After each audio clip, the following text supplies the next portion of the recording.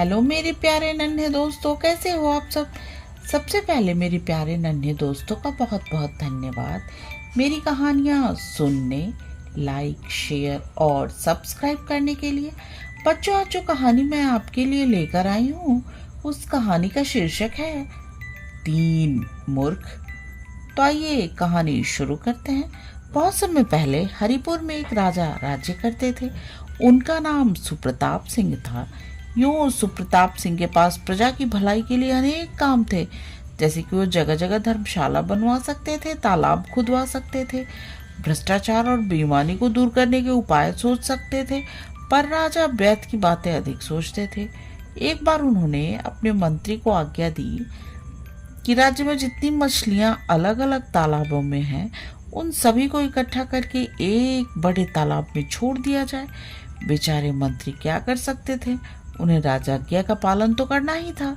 महीने भर की कड़ी मेहनत के बाद इस कार्य को पूरा किया जा सका। परेशान मंत्री ने सेनापति से सारी बातें कही।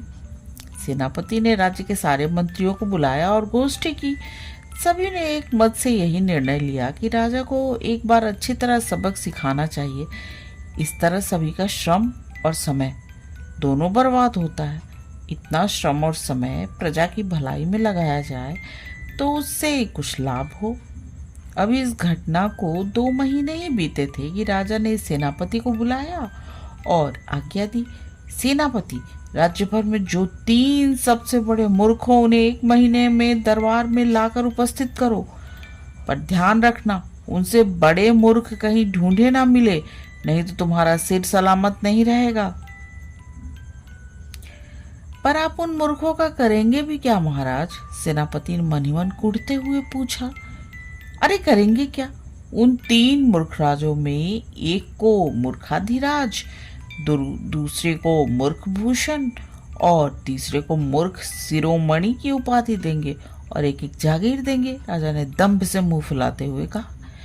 सेनापति मूर्खों की तलाश में चले गए, पर मन ही मन सोचते जा रहे थे कि अब की बार तो राजा को अच्छा सबक सिखाना है। 20-25 दिन बाद सेनापति घूमकर लौटे। वो सीधा राजसभा में जा पहुंचे। दरबार में सभी मंत्री अपने सिंहासनों पर बैठे थे। सेनापति को देखते ही राजा ने पूछा, कहिए खोज पूरी हुई आपकी? जी महाराज, सेनापति ने झुककर प्रणाम करते हुए कहा और अपने पीछे खड़े हुए आदमी की ओर इशारा किया।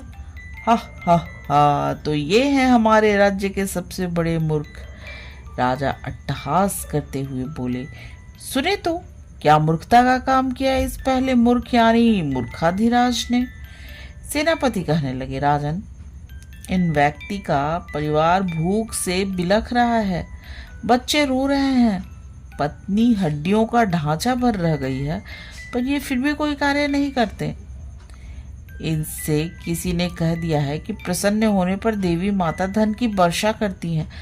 बस सारा काम धाम छोड़ छाड़ कर देवी माता को प्रसन्न करने में लगे हैं, पर काम न करने वाले की देवी देवता भी कभी सहायता नहीं करते। इसी धन का न मिलना था न मिला।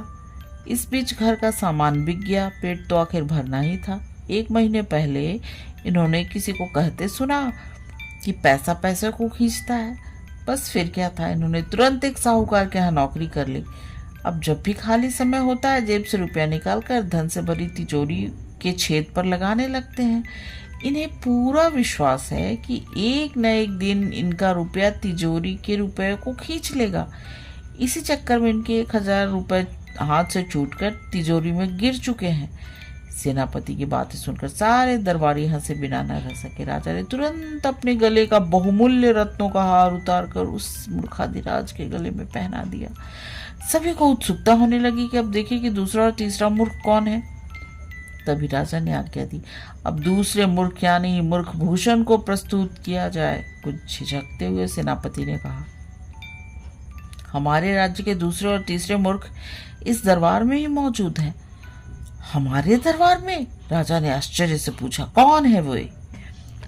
महाराज, मैं उनका नाम नहीं ले सकता, नहीं तो वो मुझे मरवा देंगे। सेनापति बोले, अरे मेरे रहते हुए प्राणों की चिंता मत करो सेनापति। राजा ने आश्वासन देते हुए कहा, तो महाराज बुरा न माने, राज्य के दूसरे मूर्ख यानी मूर्ख भूषण आप ही हैं। क्या मतलब? राजा ने गुस्से से भरकर पूछा। मतलब बिल्कुल साफ है महाराज, जो राजा विद्वानों की खोज न करवाकर मूर्खों की खोज कराए, विद्वानों को पुरस्कार न देकर मूर्खों को दे, और क्या कहा ही जाएगा, सेनापति ने गंभीर होते हुए कहा। तीसरा मूर्ख यानी मूर्ख शिरोमणि कौन है? राजा ने उत्सुकता से पूछा। वो मैं हूं महाराज, जो मूर्खों को ढूंढने निकला। ऐसा करने में मैंने अपना पद ही क्यों नहीं त्याग दिया? मूर्ख स्वामी की सेवा करने वाले कर्मचारी भी धीरे धीरे मूर्ख बन जाते हैं। सेनापति पूर्ववत गंभीर स्वर में कह रहा था और सारे दरबारी सिर हिलाकर समर्थन कर रहे थे। सेनापति की बातों से राजा की आंखें खुल गई। उसने भरी सभा में प्रतिज्ञा की कि अब ऐसे व्यर्थ के कामों में वह समय और शक्ति बर्बाद नहीं करेगा। मंत्री, सेनापति सभी राजा के इस निर्णय से बड़े प्रसन्न हुए। उसके बाद राज्य के किसी कर्मचारी को फिर राजा की कोई सनक नहीं सहनी पड़ी। बच्चों, अगर आपको मेरी आज की कहानी पसंद आए तो प्लीज मेरे चैनल को सब्सक्राइब करो, और मेरे प्यारे नन्हे दोस्तों, आप आराम से सो जाओ और सपनों की दुनिया में खो जाओ। गुड नाइट मेरे प्यारे नन्हे दोस्तों, गुड नाइट।